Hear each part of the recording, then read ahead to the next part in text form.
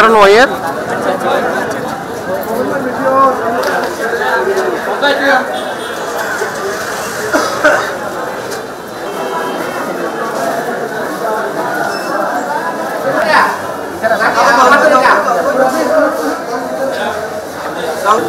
Ayo, ayo.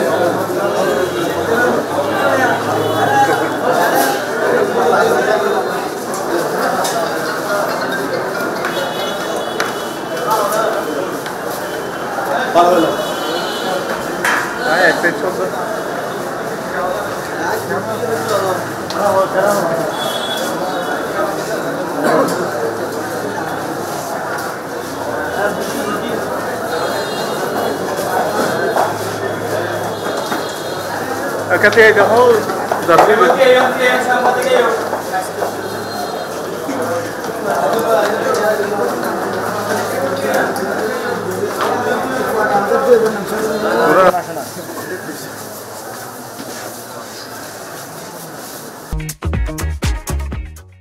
এটা বলার মতো না, আপনারা সবাই জানেন কাজল ভাই হচ্ছে কক্সবাজারের তৃণমূল বিএনপির প্রাণ।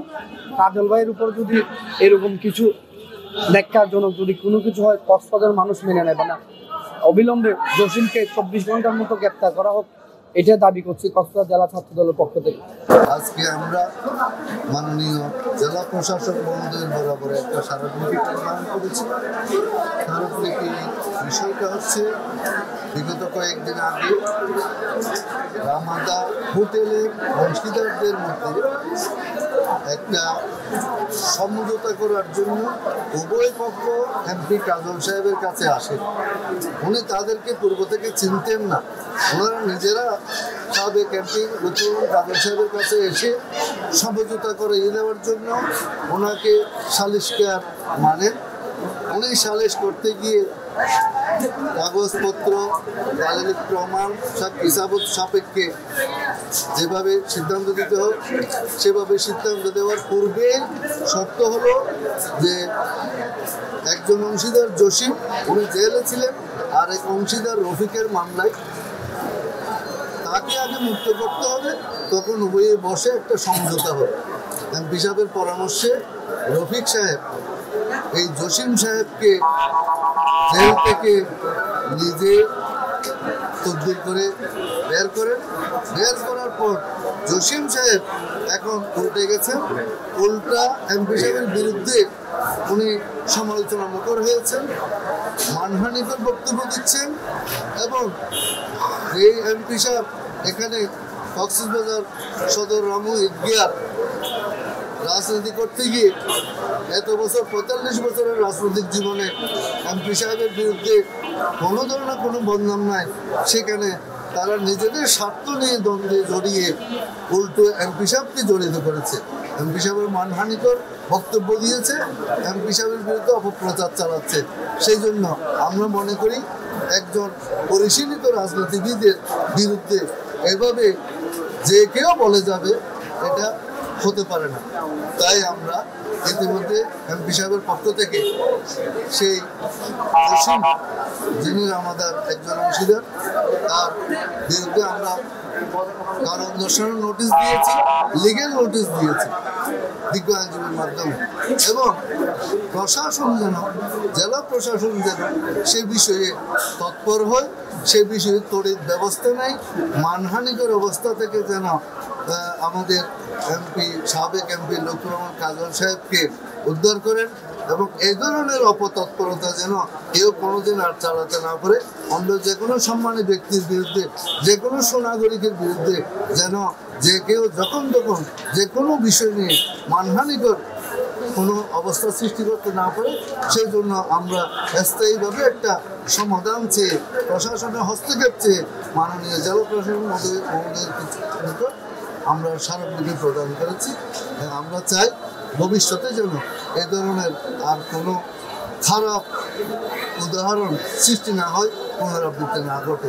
এই জন্য আমরা এলাকাবাসীর সহযোগিতা চাচ্ছি।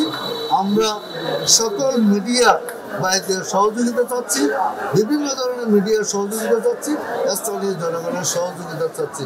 আমরা সবাই সম্মান নিয়ে বাঁচতে চাই, আমাদের সম্মান সুরক্ষিত থাক, এই জন্য আমরা প্রশাসনের হস্তক্ষেপ চাই।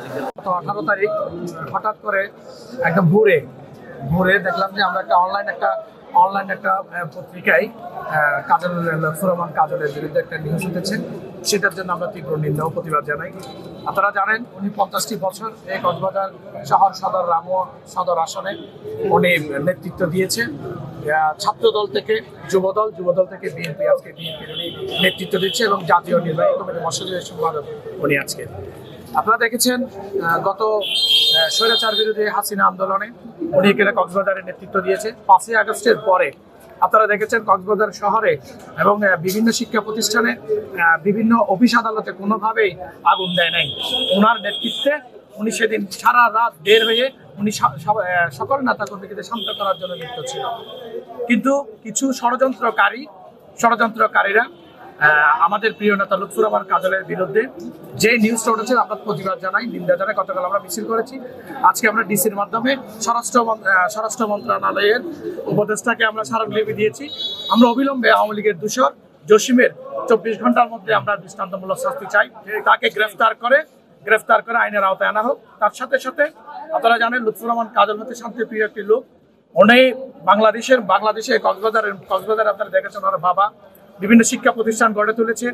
এই শিল্প হ্যাচারি, মাছের জগতের মধ্যে বাংলাদেশের মধ্যে লবণ শিল্প এই বাংলাদেশে কক্সবাজারে উনি প্রতিষ্ঠা করেছে।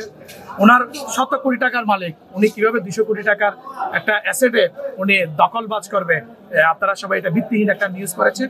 আপনাদের মাধ্যমে আমরা কক্সবাজারের আপামর জনসাধারণকে জানাতে চাই, আপনারাও জানেন, আপনারা গতকালকে থেকে আমাদের নিউজ কভার করেছেন, আপনাদেরকে ধন্যবাদ জানাই। আমরা চাই এটা অতি অবিলম্বে স্বরাষ্ট্র মন্ত্রণালয়ের দায়িত্বপ্রাপ্ত যিনি উপদেষ্টা আছেন উনি আওয়ামী লীগের দূষর জসিমকে যেন 24 ঘন্টার মধ্যে গ্রেফতার করা হয়। আপনারা দেখেছেন গত সরকারের আমলে বেনজিরের কেশিয়ার নামে উনি পরিচিত, সারা বাংলাদেশে কেশিয়ার নামে পরিচিত। উনি এখন বিএনপি দাবি করেন। ষড়যন্ত্রকারীদের বিরুদ্ধে আমাদের ঐক্যবদ্ধ হতে হবে। আমরা আপনাদের মাধ্যমে কক্সবাজারকে জানিয়ে দিতে চাই, আমরা শান্ত থাকতে চাই, আমরা অশান্ত পরিবেশ করতে চাই না। আমরা সবসময় বিএনপি শান্তিপ্রিয় দল। এই লুৎফুর রহমান কাজলের বিরুদ্ধে যে ষড়যন্ত্র করেছে তার বিরুদ্ধে আমরা প্রতিবাদ জানাই। যে বিষয়টা আসলে ওনার কোনো ইচ্ছা ছিল না আজকে এই বিষয়টা সমাধানের জন্য। তাদের উভয়ের কান্নাকাটি ও জসিমের স্ত্রী সহ হয়েছে, ওনাকে যেভাবে বলেছেন জেলে ছিল, ওর বিরুদ্ধে 7-8টা কেস আছে, এগুলি নিয়ে যখন তার স্ত্রী এসে যখন এভাবে বলতে তার ছেলে সন্তান আরও অনেক মানুষ চিটাগাং থেকে বলেছে, বিশেষ করে এটা আমরা জেনেছি। বিশেষ করে এখানে আমাদের আরেকজন অন্য দলের নেতা, সে আমাদের একসময় দিয়েছিল, উনিও নাকি ওনাকে সেটা বলেছেন এটা একটু সমাধান করে দিয়েছে। যেহেতু কাজল সাহেব নিজে এখানে সবার সাথে এ ধরনের যে সমস্যা যেগুলো হয়, আসলে উনি অতীতে অনেকগুলি এরকম সমস্যার সমাধান করেছেন। এই জন্য বিশেষ করে ওনার ওপর যখন এই দায়িত্বটা এসেছেন উনি নিজের মনে করে এটা করতে গেছেন। তবে আমার মনে হয় ও যদি জেলে না থাকতো তাহলে সবচাইতে ভালো ছিল, ও জানতো। আমরা ধরে নিচ্ছি এইটা একটা ষড়যন্ত্র, এই ষড়যন্ত্রের শিকার হয়েছে। জেল থেকে আসার পরে সে হয়তো ওইটাই দায়মুক্ত হওয়ার জন্য যে তাদের যে লেনাদেনা যেটা ছিল তাদের উভয়ের মধ্যে, তাদের 2-3 জন যে তারা সিন্ডিকেট আছে এই ব্যবসার ইয়েতে, ওইটাকে যে তাদের পরিশোধ করার কথাটা উনি বলেছেন, যদি পাওনা থাকে নিয়ম মতো ওইটা পরিশোধ করার কথা যখন বলেছেন, উনি হয়তো সেটাকে এড়াই যাওয়ার জন্য আজকে আমাদের নেতাকে এভাবে আজকে জটিল একটা ইয়াতে নিয়ে গেছেন। আমার মনে হয় এটা এই দেশের একটা ছোট বাচ্চা, আজকে ছোট বাচ্চা ছেলেও বিশ্বাস করবে না যে লুৎফুর রহমান কাজল সাহেব এরকম যে তারা বলছে এটা হতে পারে না। তবে আমার বিশ্বাস এটা একটা বড় সত্য।